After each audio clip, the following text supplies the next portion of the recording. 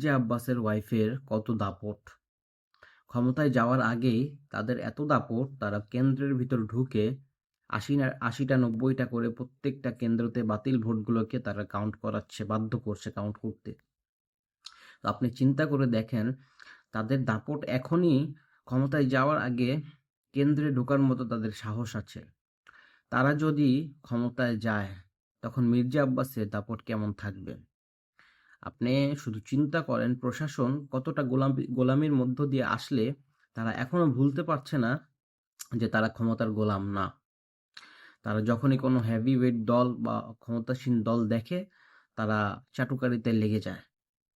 আমার বুঝে আসে না, তাদেরকে যে হাসিনা বিদায়ের মাধ্যমে যে আজাদি দেওয়া হলো, তার মানেটা কি হলো?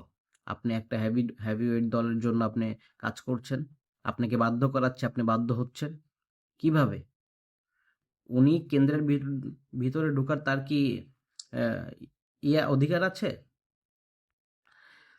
তার হাজবেন্ড প্রার্থী ভালো কথা, কিন্তু কেন্দ্রের ভিতরে ঢুকে বাতিল ভোটগুলোকে কাউন্ট করানোর তার আইনি কোনো অধিকার আছে? নাই।